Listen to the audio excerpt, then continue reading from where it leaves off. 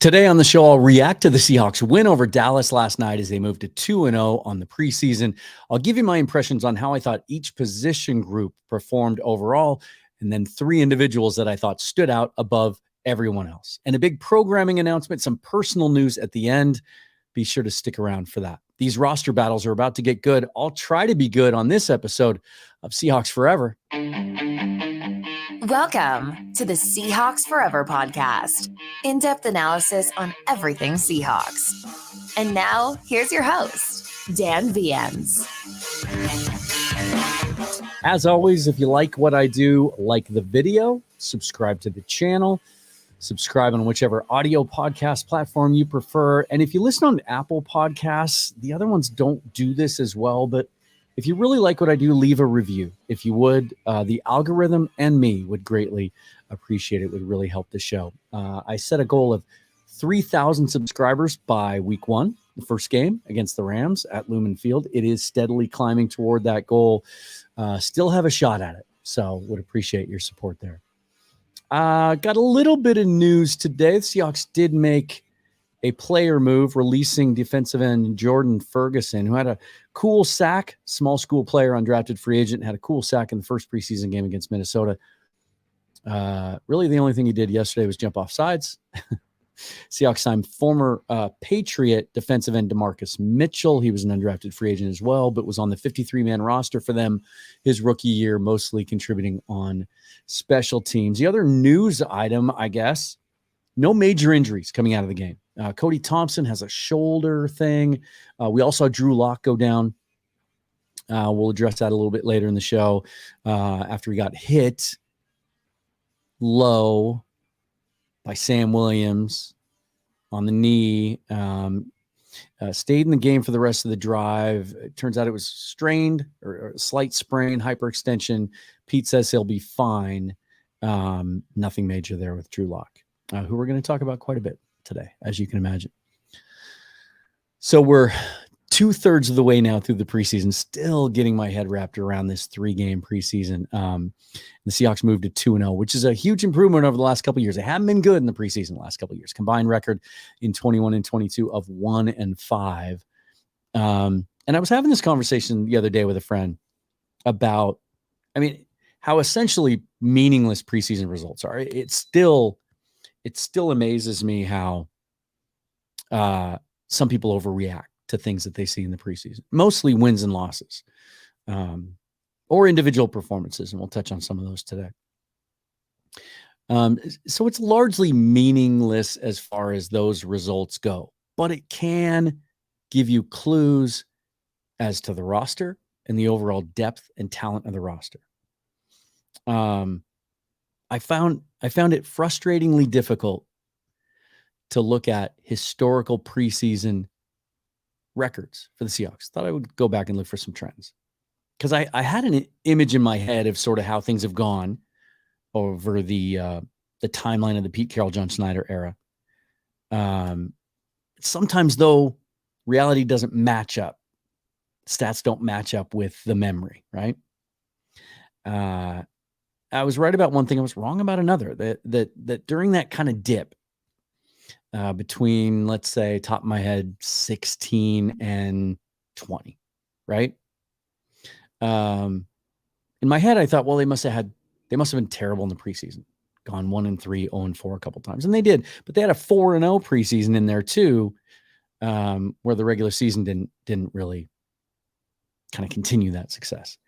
But we all remember how good they were, the Seahawks, in the preseason during those two Super Bowl years, 2012, 2013, 4-0 both seasons. And this is where it gets fun. 2012, they outscored their opponents 122-44. And in 2013, similar numbers, 110-36.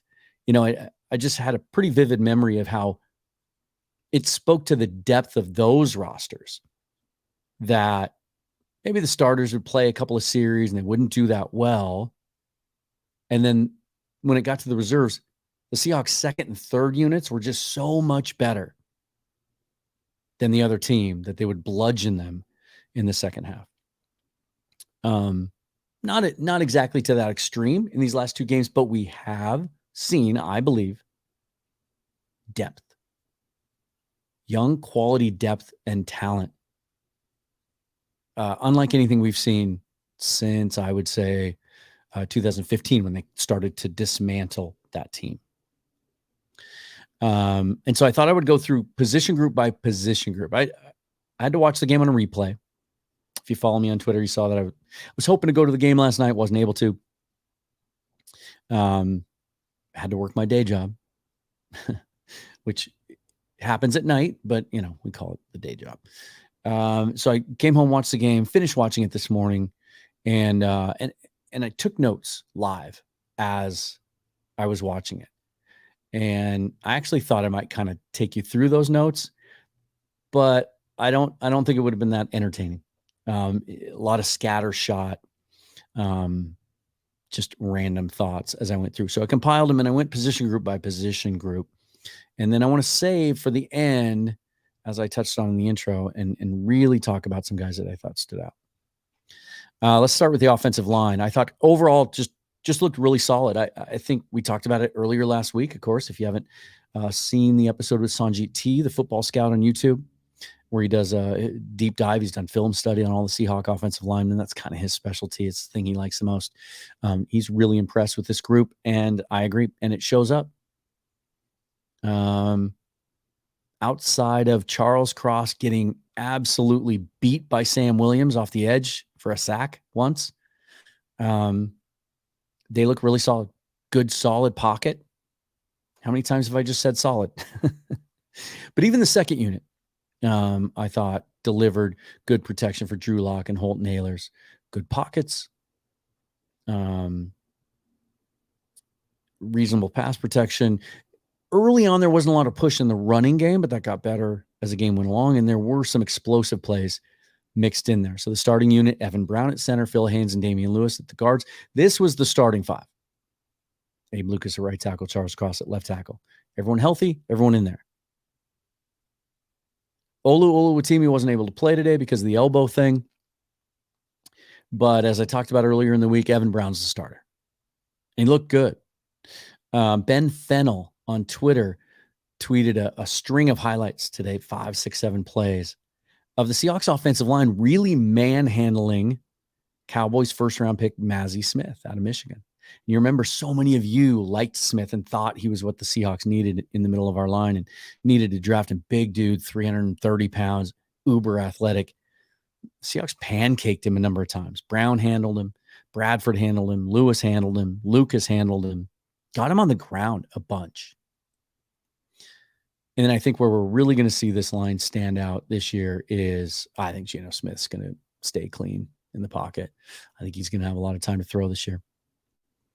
They just look like a balanced group. And Evan Brown looks like a significant upgrade over Austin Blythe, Justin Britt, and the guys that came before him. Thought I would throw in a couple of individual accolades. Nobody's really talked about the long snapper this year. Chris Stoll is his name, out of Penn State, undrafted free agent. Only long snapper on the roster. Seahawks felt so good about this guy. They moved on from their past long snapper, signed him as an undrafted free agent, didn't bring in any competition. He won, I can't remember the name of it. He won the award, I believe, in college last year for best long snapper. And he's looked the part. Not a single bad snap. And actually got down the field and made a tackle on a punt team or on a punt coverage rep yesterday. He's been impressive. And for a long snapper to be impressive, it means you don't notice him. That means he's good at his job. It's kind of like being a home plate umpire calling balls and strikes. If you're not talking about him, it means he's really good. And then Anthony Bradford played a lot in the second half. Still has some work to do in pass protection. Sanjit talked about that last week. But, man, you can see the strength and the power and the athleticism. He really gets some push in the running game. He really does. Let's talk about the running backs. This is an incomplete. If I was doing grades, obviously this would be an incomplete. Still no Ken Walker, even though we practiced last week. Still no Kenny McIntosh, although Pete says he's closer to coming back. So we saw a little bit of Zach Charbonnet early, and he had one of those explosive plays I talked about, 29-yard run. And then we saw a whole lot of Roderick Thompson. Bryant Koback hurt this week, leading rusher last week. And here's what I'll say about Tom. And we saw some DJ Dallas. This was actually one of the notes that I took. I'll say this about DJ. I love him. I really, really like him. You know, he runs hard. He's got a cool style about him. He's physical. But he just doesn't have those special traits you look for in a running back. In baseball terms, I consider DJ Dallas a replacement level player. You can find guys like DJ Dallas on the waiver wire, elsewhere in the league. Some of you may take that as criticism, and I might hear about it. It doesn't mean I don't like DJ at all. He's been on the show. He's just not a guy that you want carrying a heavy load. So it was Charbonnet, and then he gave way to Roderick Thompson and Tualapa. I think there's two laws in there. The former UW running back, undrafted free agent, got some carries as well. But Roderick Thompson was solid. 11 carries, 50 yards, had a 29-yarder late. And here's the thing. We lost Alex Collins this week. Tragic motorcycle accident. The former Seahawks running back, just 28 years of age. Former Arkansas running back. 3 consecutive 1,000 yards rushing in college. Came to Seattle, looked good as a rookie, was released, had some off-field issues, had a really good year with the Baltimore Ravens, came back to the Seahawks twice and contributed. He's always a guy that players loved. And it's just so tragic. Anytime you lose a life, but so young. Played in the USFL, I think, this last year. So Roderick Thompson reminds me a little bit of Alex Collins. It's not just the dreads. It's not just their physical build, kind of a similar running style. Gets that wide base, had one really cool run on a cutback where there wasn't much in the inside, so he broke it out to the left, outside, and he did a little 2-footed jump cut, the kind of thing that we saw Alex Collins do. Remember the river dance stuff that he used for training? So Roderick Thompson's interesting. I think he's going to be a practice squad running back, but he's a guy that if you need it, if you have some injuries, I think you can call him up and do some things with him. All-time leader at Texas Tech with 40 touchdowns. He's got a little something to him. Wide receivers. Hoped to see more. Talked about that a couple of days ago on the show. But we saw more of the same, really.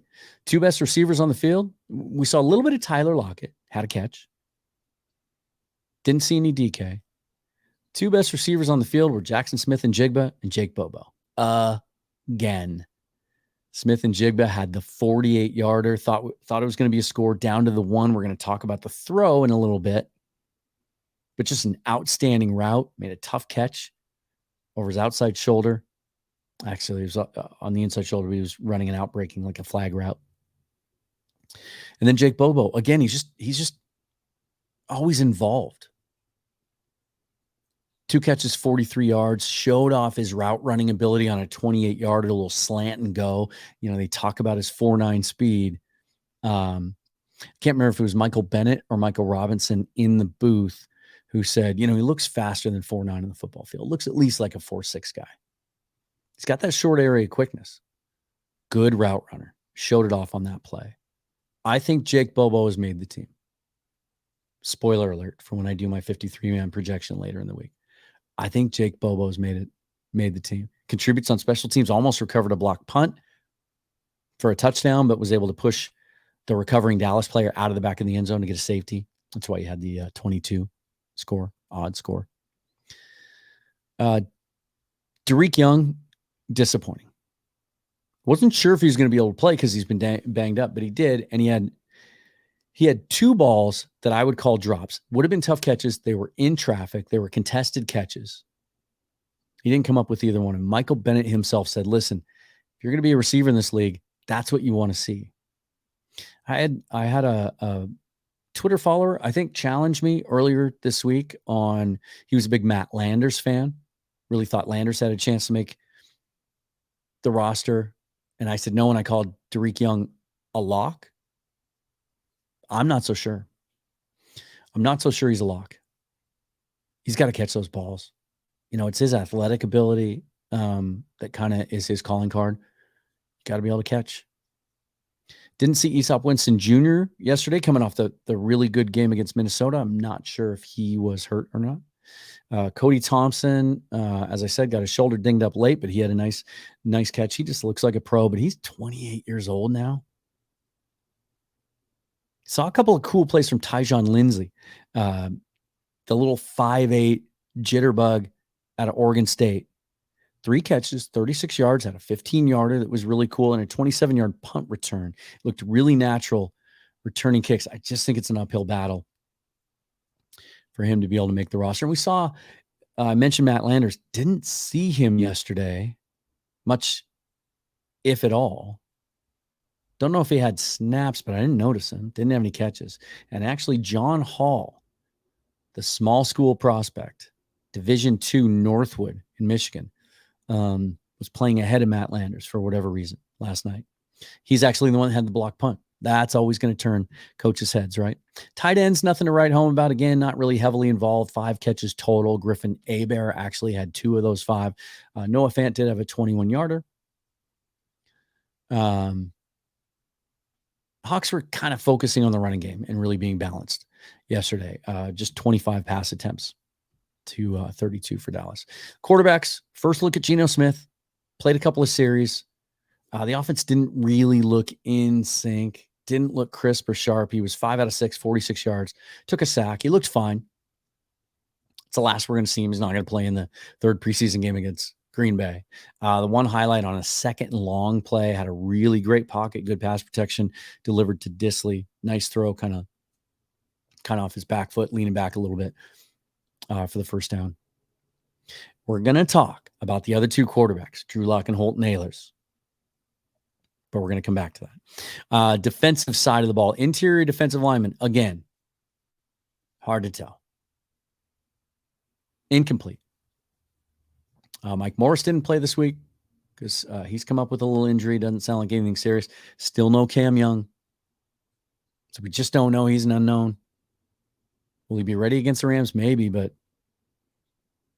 just haven't seen him. Very little Mario Edwards. Saw him in there. Saw at least 1 snap from Draymond Jones. Didn't do anything. I think they're really being careful with those guys. Some interesting things from the other interior defensive linemen, though. And we did see a really cool splash play from Jaron Reed. I'm getting more and more excited about his potential as the starting nose tackle. On this particular play, he was lined up as a defensive end, 3rd and 4, absolutely abused the left guard for a sack. I think it was against Cooper Rush. Just reminded you of that 10 sack season that he had playing alongside Frank Clark before he left. So the depth there, still a lot of unknowns. Didn't see any of Anthony Montalvo, who they picked up from the Miami Dolphins 2 weeks ago. Still hasn't played. But we saw a lot more of Jacob. I misspelled this. I think it's Jacob Sykes. Undrafted free agent out of UCLA. Interesting dude, graduated from Harvard and transferred to UCLA for his last season. He just seems to be around the ball. Makes a push, makes plays down the line. He's always active, really good motor. He has increased his chances of making this roster as it stands. I still think they're going to add there. They need to add there. Michael Bennett himself last night said that the defensive line was missing that Red Bryant type player that can just kind of hold the point of attack.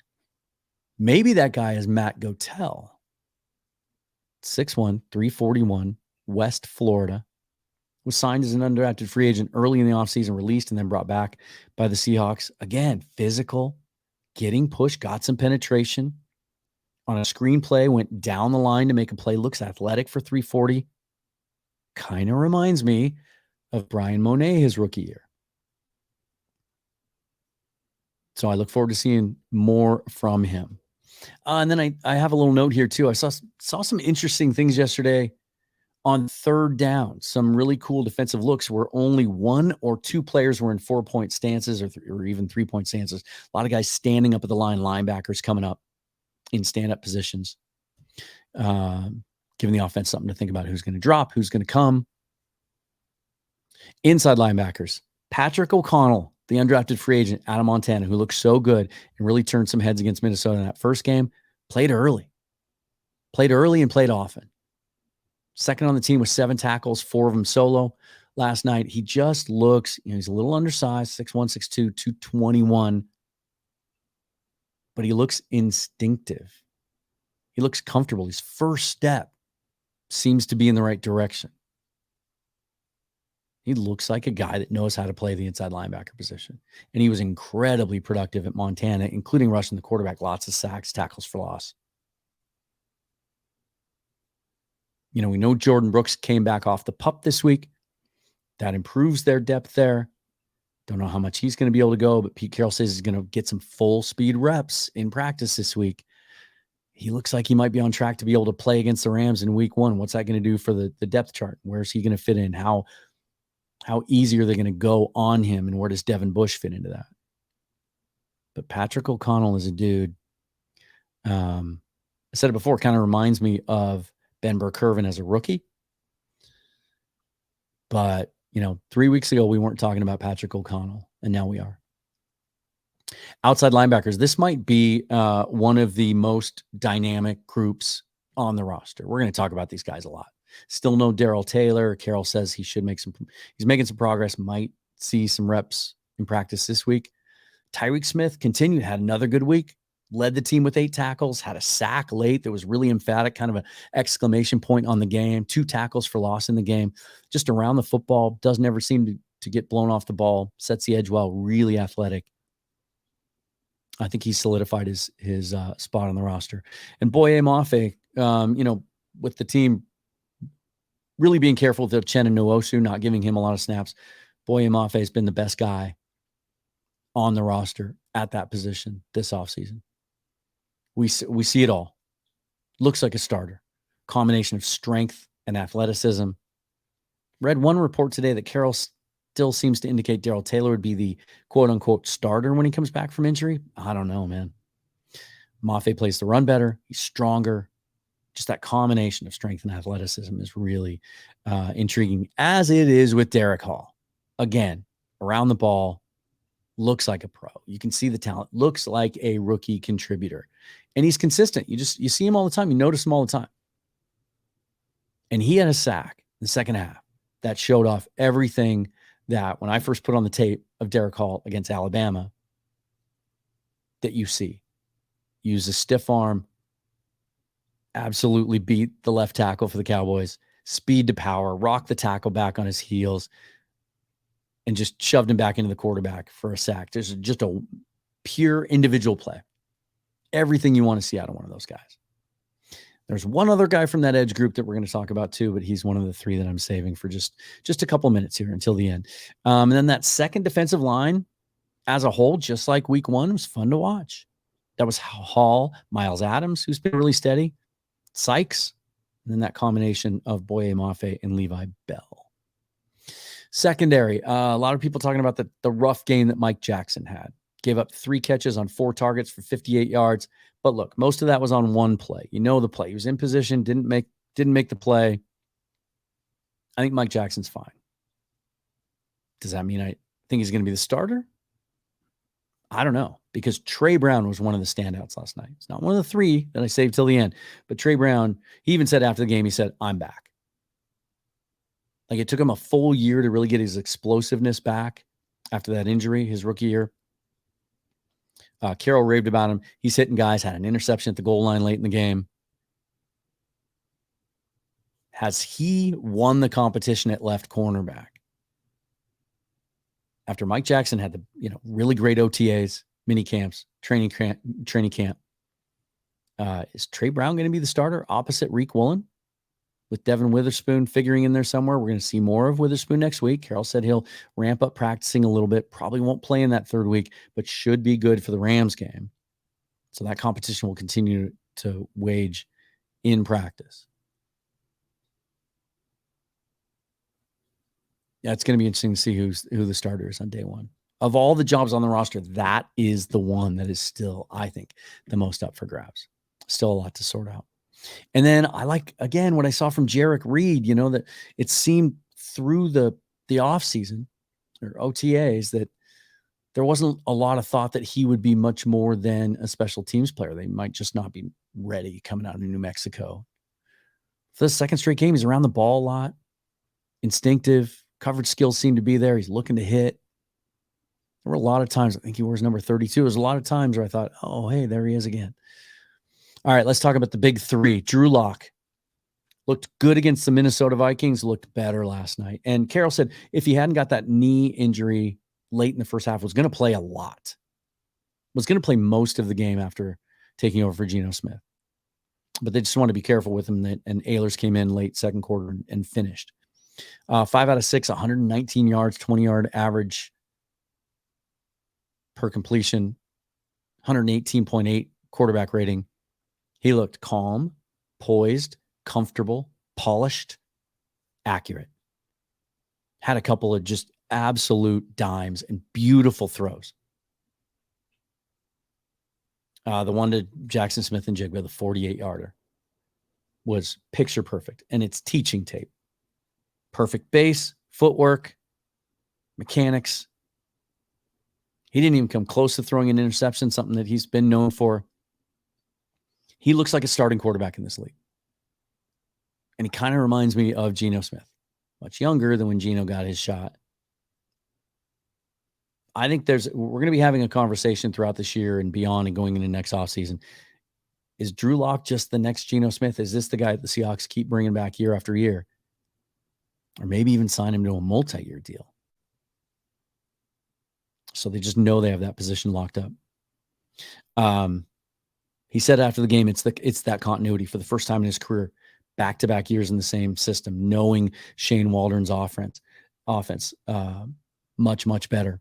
And he says he feels like he processes the game better. The game is slowed down. He processes his offense. He knows when he drops back and he looks down the field, he knows where guys are going to be, what his reads are, where he's going to go with the ball, and the arm talent is undeniable. And then Holton Ahlers. The numbers don't look great. He still likes to run around, 7 rushes, 42 yards, had a 19-yarder in there. 7 out of 13 for 61 yards. Not that impressive. But when you look beyond that and you watch, first of all, the NFL just doesn't look too big for him. He looks comfortable. Looks pretty good taking snaps from under center, something he never did in college at East Carolina. It's interesting the way Shane Waldron calls the game for him, really using his mobility. Lots of rollouts, lots of play action rollouts. But he had some beautiful. He had a ball that he threw to John Hall on a go route that you can't throw much better in this league. Over the corner, in front of the safety coming over to help, and John Hall should have caught it. Dropped it. Played it poorly. Another really impressive throw to the pylon as he was rolling left from the 20. I don't have in my notes here. I think it might have been Tyjon Lindsey. If that's DK Metcalf or Jake Bobo even, or JSN, it's a catch. It's a touchdown. Had a really cool 12-yard gain on a third down, under pressure, rolling out, where the receiver was kind of breaking. He had to anticipate.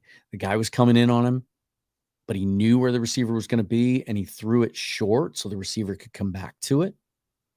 He looks instinctive. It's annoying how much the announcers keep talking about Tim Tebow, though. I would hope if he ever gets an opportunity to play on a regular basis that would stop. Look, I'm not sitting here telling you I think this guy's a starter in the league long term. I mean, we've seen preseason quarterback performances not translate to regular season success, right? How good was Seneca Wallace every preseason? Looked dynamic. Never really parlayed that into a good NFL career.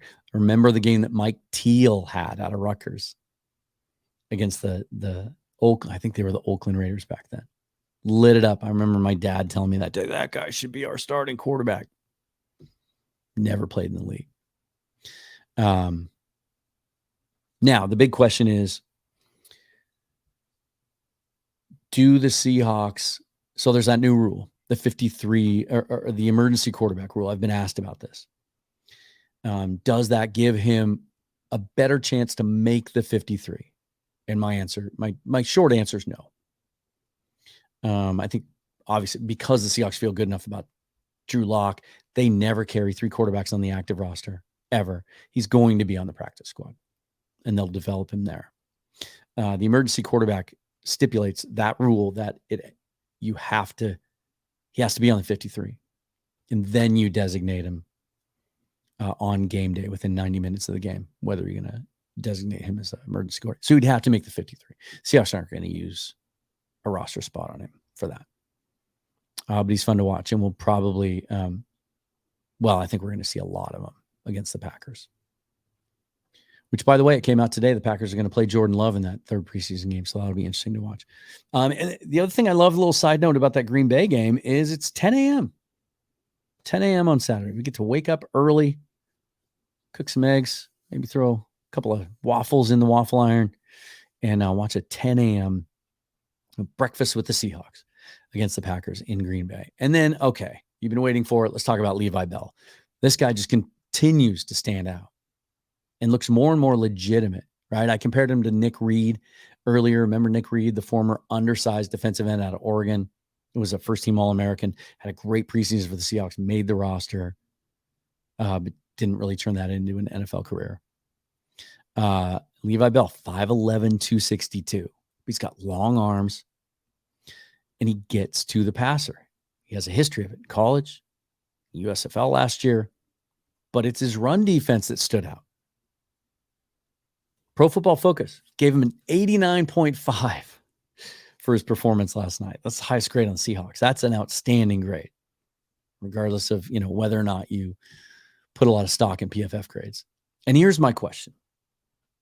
Because he also came in as lead blocker, played a little fullback. Was it DJ Dallas's touchdown, or was it Sir Roderick Thompson's touchdown? I think it was Thompson. And he's great on special teams.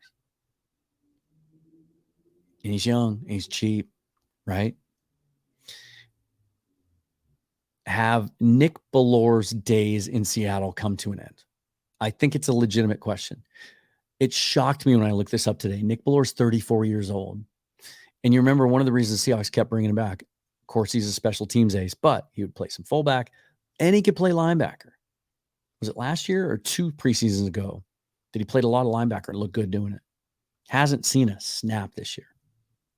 And the Seahawks just don't often use a fullback. They certainly don't use him. They play around. They used Derek Young late last year in some fullback alignments. But it's something he did in college last year a little bit out of need.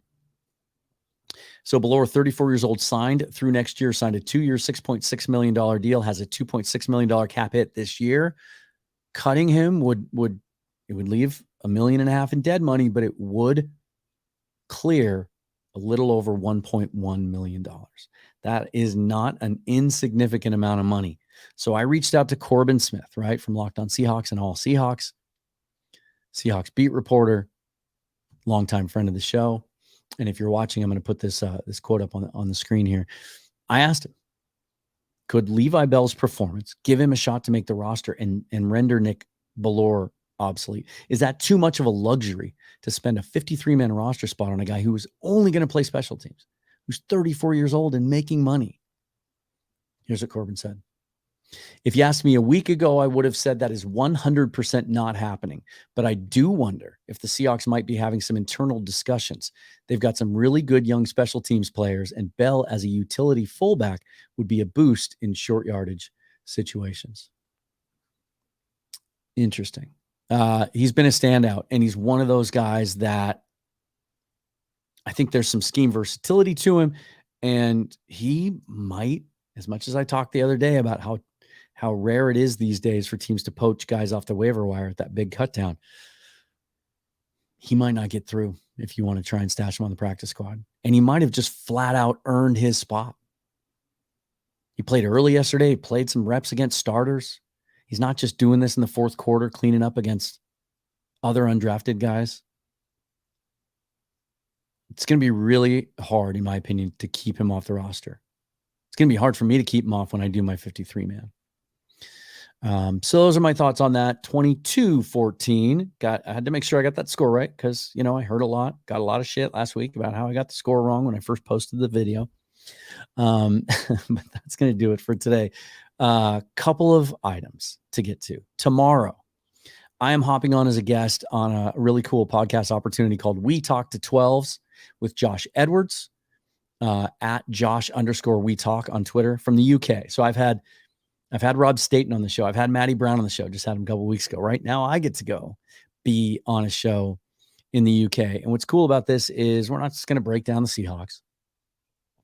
He wants to dig into my background a little bit. He likes to get to know his guests, my history as a Seahawks fan and some of my favorite memories and my podcast history and what got me into it and my broadcast history. And those are some things I've thought about. I've long thought about this, doing a show where I kind of focus on that, like give you my backstory, including some old highlights of me doing television news and television sports on a newscast, and also some old play-by-play. That would take some time, probably an off-season thing. We'll table that until maybe next June. So that'll be fun. So tune in for that. I will put the link out on my Twitter when that is posted. And then next Thursday, I think we've got this locked down. Adam from the Seahawkers podcast, Brandon Schultz, co-host, met him at the mock game. Adam the Rant on Twitter. He's going to join me, and we'll have him on the 53-man roster projection show and get his thoughts on my projection and what he thinks of that and where he agrees and disagrees on that. And then one last thing before we go. I've been teasing this for a little bit. Just signed the contract today. I'm going to be doing something else during the football season. Don't worry, it's not going to affect this show at all, the frequency of it or the look of it or anything else. I'm not prohibited. It's not an exclusivity deal, but PSF, you may have heard about it or seen it on Twitter, stands for Pro Sports Fan. It's an app. It's available on iPhone now, should be available on Android by the end of the week. When I get that news, I'll pass it along to you.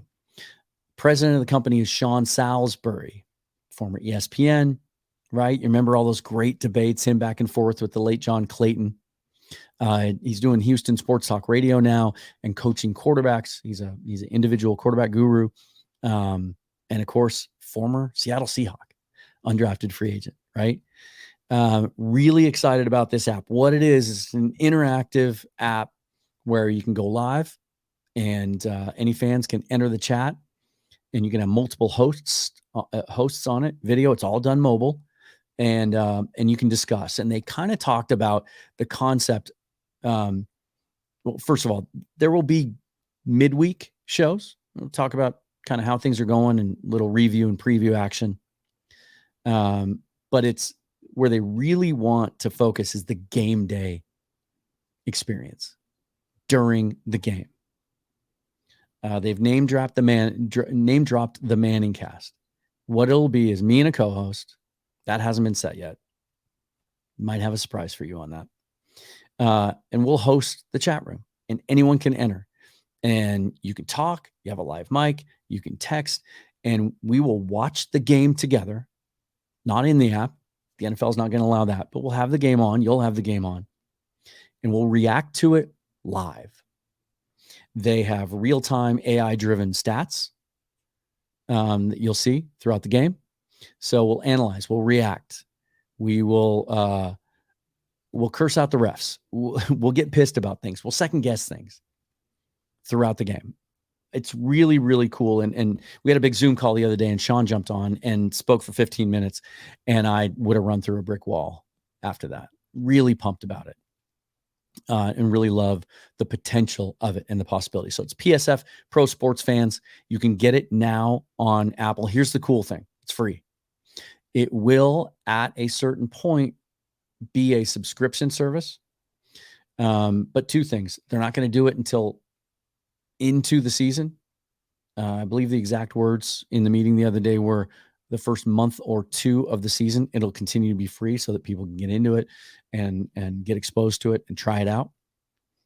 And then the way, I don't know the number exactly, but the way Sean described the subscription for all the features in the app was less than a cup of coffee. So keep your eye out for that. I'm really excited about it. And again, it won't affect this show at all. So that's going to do it for me. Always like the video, subscribe to the channel, please help us get to that goal of 3,000 subscriptions. Follow me on Twitter at Seahawks Forever. Check Twitter tomorrow. I'll post that link in the podcast I'm on, and then Adam will join me next week as well as we get ready for the final preseason game against the Packers next week, and then it'll be roster cut down time. And that is going to be fast and furious. One cut from 90 to 53 players. It's going to be like another wave of free agency. Lots to talk about between now and then. I'm Dan Vians. Thanks for listening and watching Seahawks Forever. Until next time, forever and always, go Hawks.